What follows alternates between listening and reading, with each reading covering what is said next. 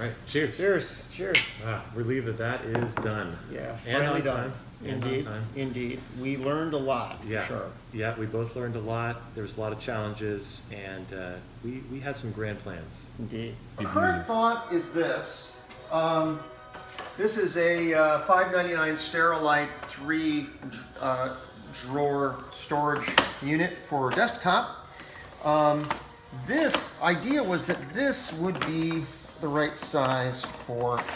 We're going to need to go do some shopping later at Home Depot to try to find some mechanical parts. So thus far, our task list here is going to be, we're still working on getting the LED signal test going. We're going to work on soldering the soundboard to the Arduino. Yeah, you need to put these bad boys in here so you can stack the shields on top of the Arduino, and not welding, soldering's involved. And then we're thinking about using a 3-position physical switch, because thus far our only control path from the controller to the drone is to use the LEDs.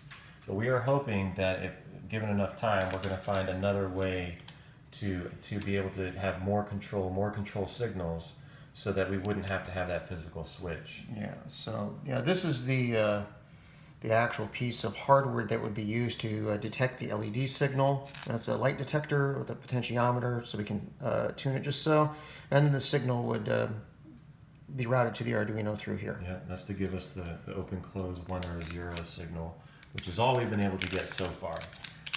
And then we're going to research the software-defined radio. That's going to be another module activated by the LED switch.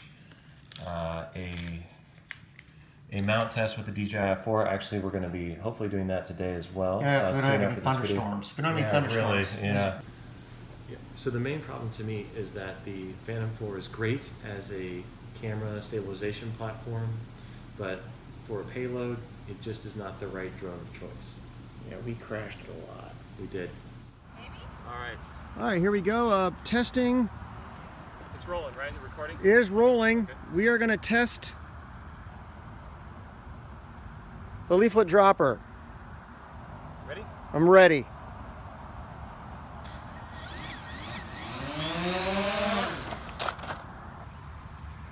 The drone, we're now flying it with 27 point.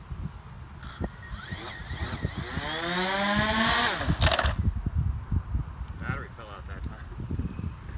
All right, that is a failed mission. That was a failed mission. Yeah, we lost our power source too.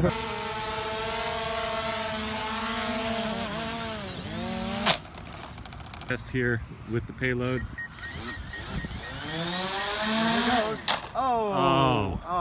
That did not go as expected. Yeah, I noticed. Okay, just let it land. Okay, we had a successful test before, but now we're going to do something a little more advanced. Yeah, so we tested a lot of different platform configurations that just did not work. Yeah, a lot of configurations with different weights until we finally did find one that worked. All right, so we have a payload in our little platform. We used popcorn. It's a pound and a half of popcorn. Yeah, well, let me just go and slide this off. We have a payload. That makes the weight about what? 2 pounds? Overall weight is more than 2 pounds, but you got to figure you got the payload plus the leaflets, so. And we're going to do a little quick test here with the payload.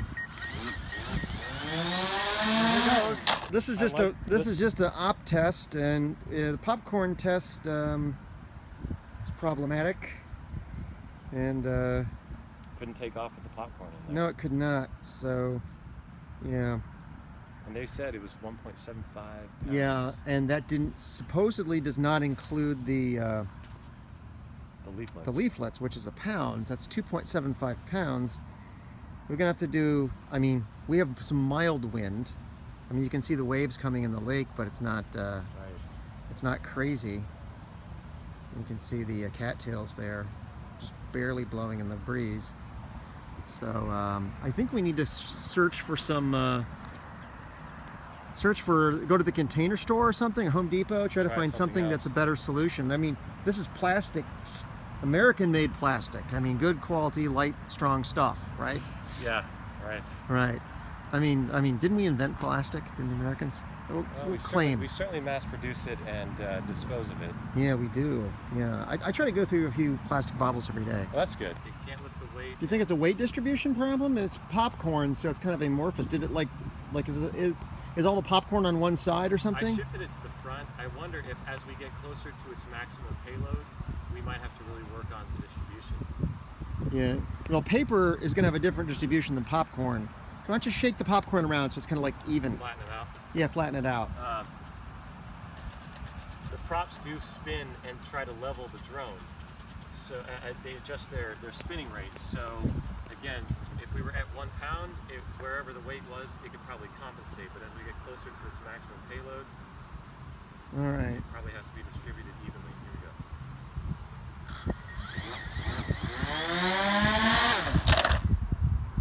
The situation. It's now about 7 p.m. same day, and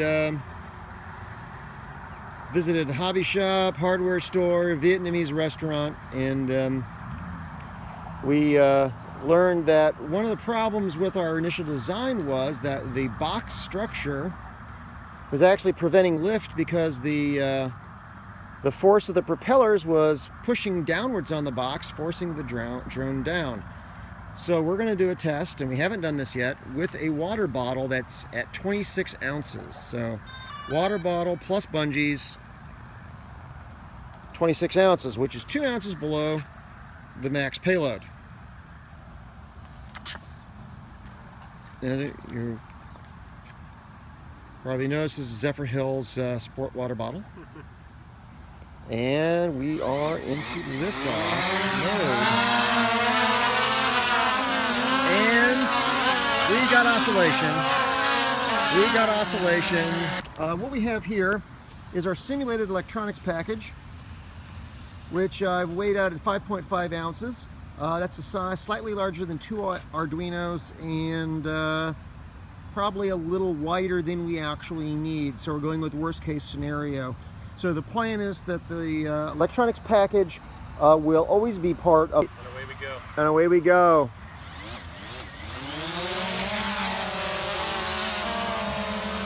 And it's a success. Look at that. And let's see if we can land it successfully. And Rolling. all right.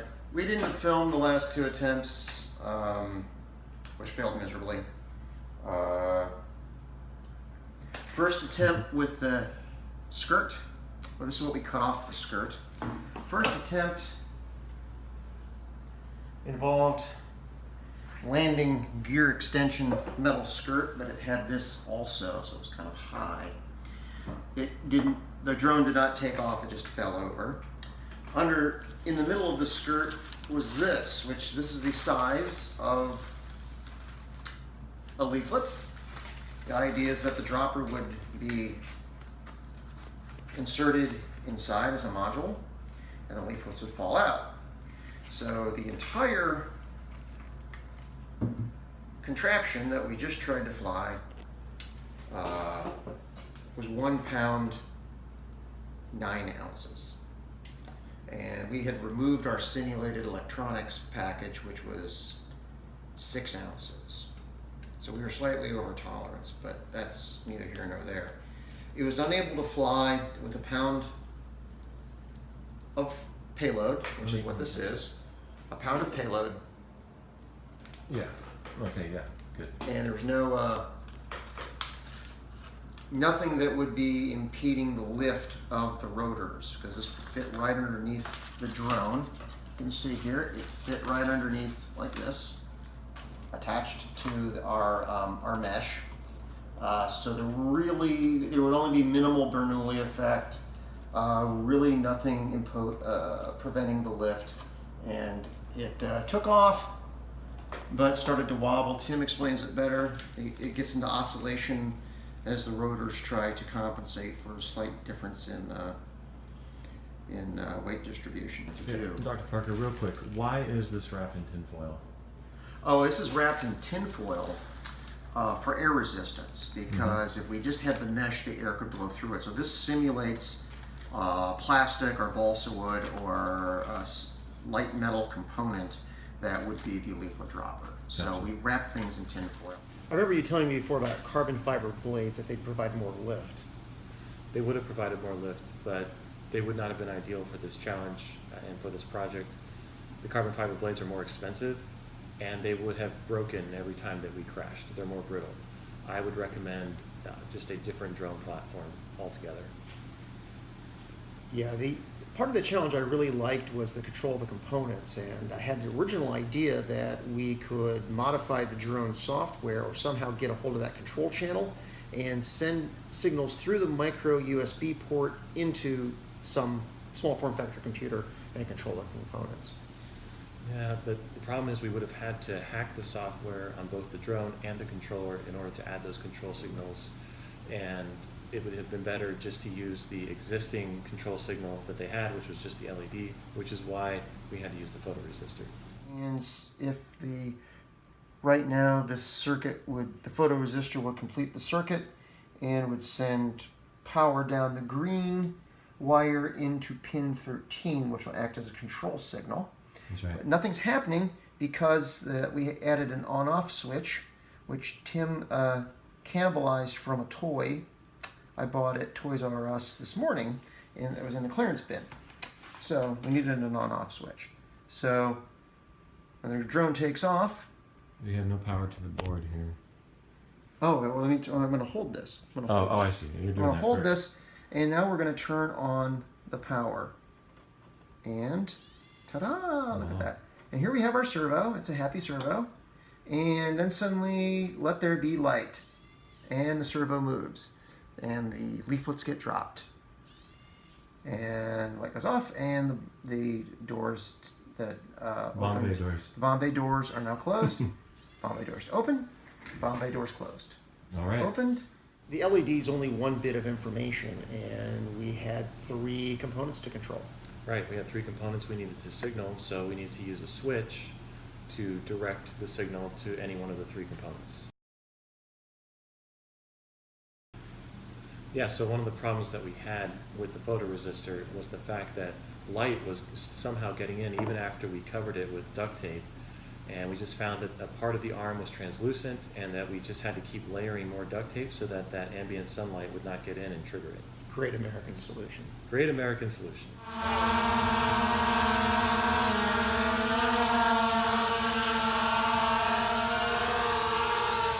It didn't drop anything.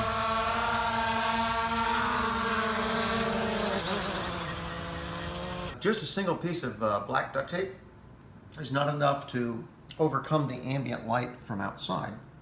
So you have to add a couple layers and really cover the arm of the drone that you attach the photoresistor to. So it really, really covers any source of ambient light. So if you ground test this thing and it doesn't work, that's probably the reason why, is that it's not getting a signal because ambient light is getting in. So about the control code, we bought the Arduino and we bought all that stuff. So why bother with the Arduino or any controller? We had the LED able to switch on and off. We could have just directed that to one of the components. You're right. You're right. I was thinking for the future, an actual implementation of the Airspeed project. We might have more complex missions requiring more complex command and control, and having a code base that you could modify would make that possible. Example is the FM radio transmitter was smaller than this piece of chocolate here. But the driver that went with it, one of the features we didn't use, was scanning the RF spectrum looking for signal strength. Imagine a scenario where command and control would be to discover areas of the RF spectrum where there's no signals, or might be the opposite, find the strongest signal and override it with the message.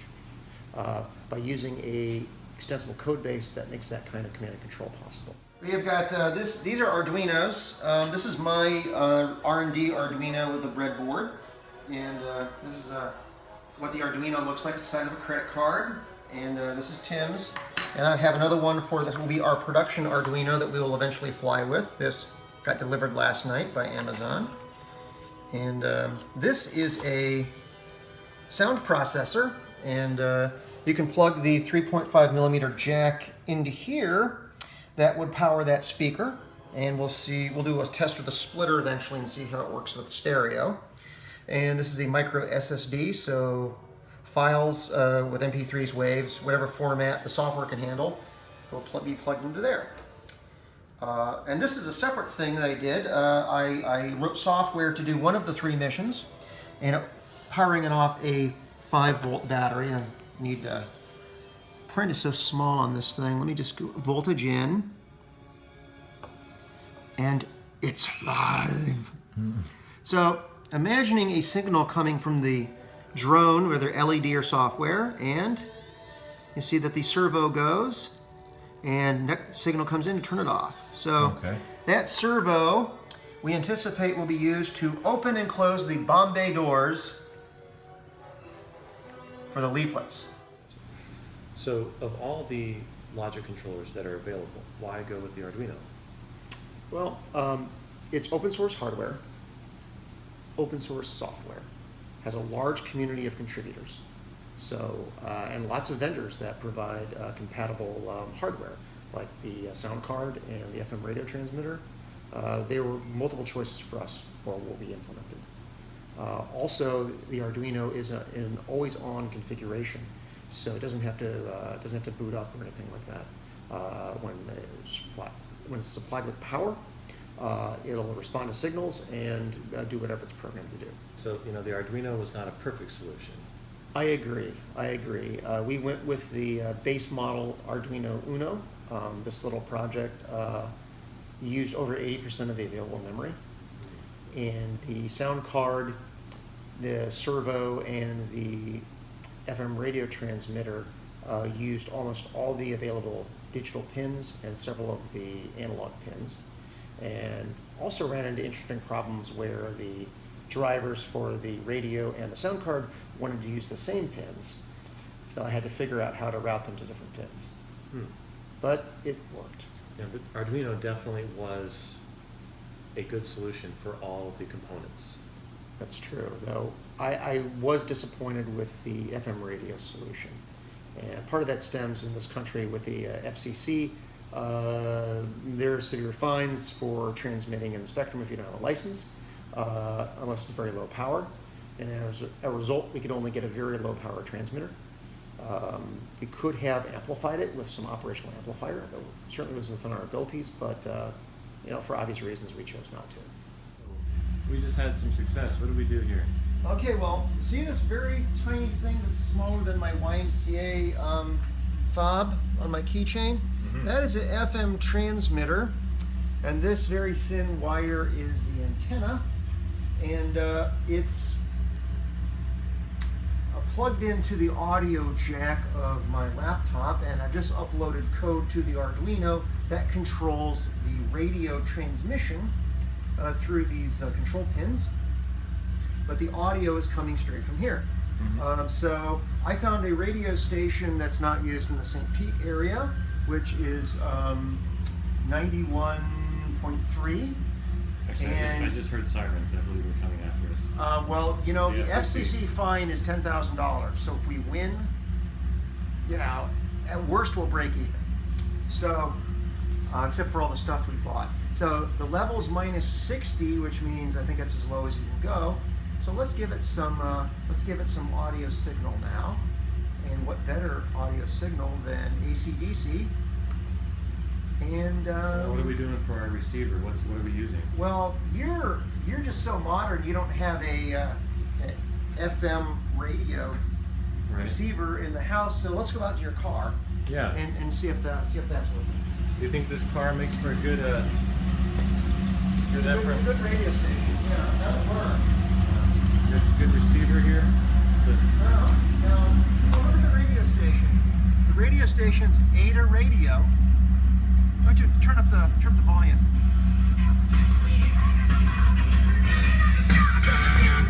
Sounds like Back in Black.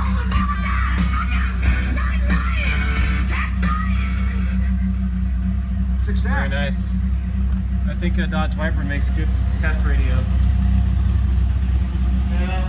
I mean, I wouldn't want to drive it, but you know, as a test radio, it's pretty good.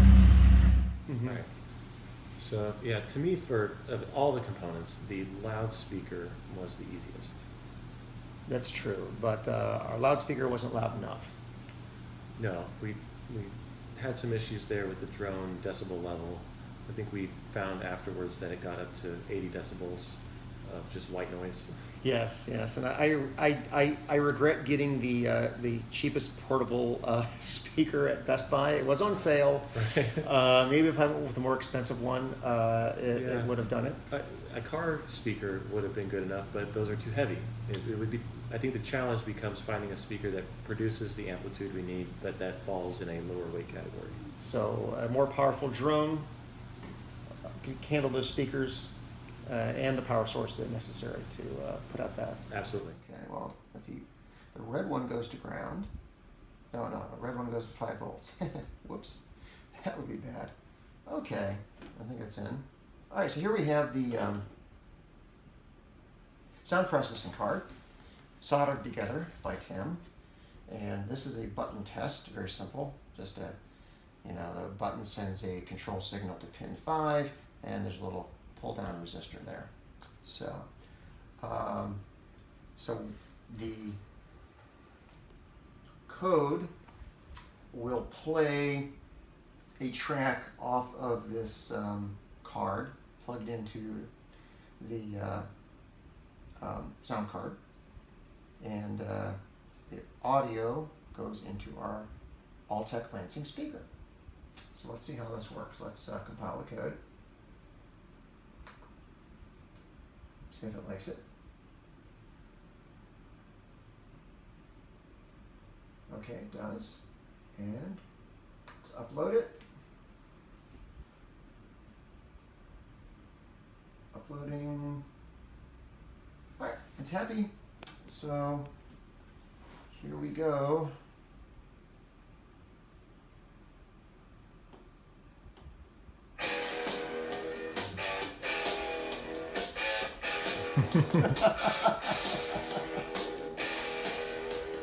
So we've got the FM transmitter module, we have got the loudspeaker The module. leaflet dropper, we thought that would be the most challenging, and we were right. It was the most challenging of the three.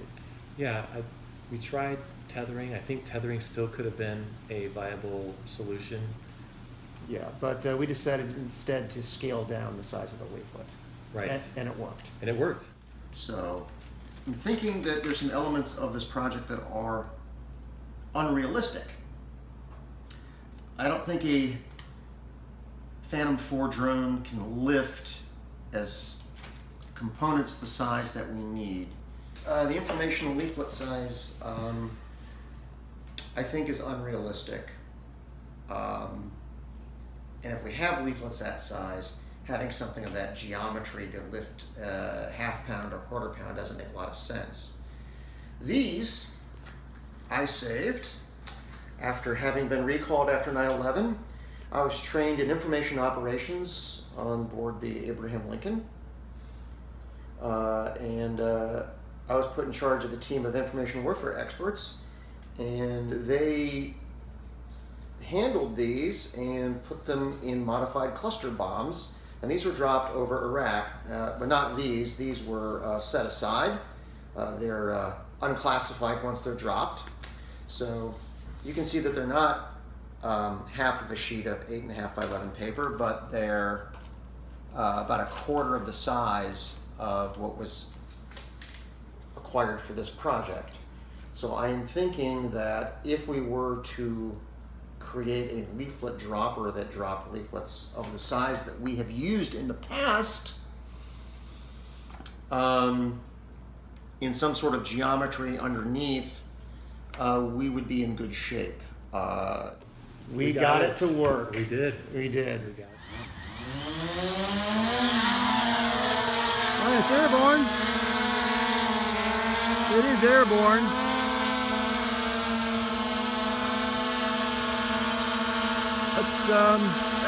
Let's drop some leaflets.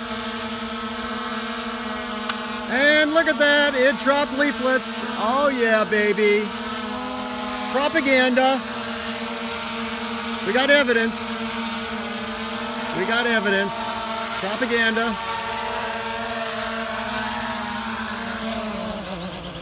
Yeah, we definitely learned a lot through this, and we learned about the issues that we would have to overcome to produce a viable production project. Yes, yes, and we also showed the efficacy of using the Arduino for R&D, Right. and the value of an integrated code base. Yes, yeah, all very powerful tools for a project like this.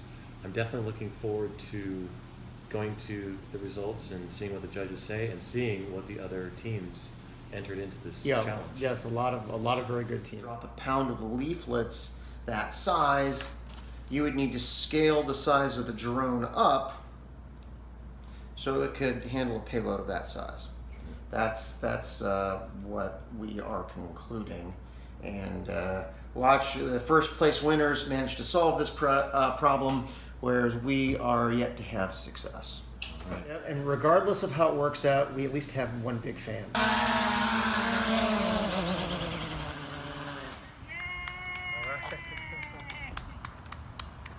It was great working with you on It was this. great working with you.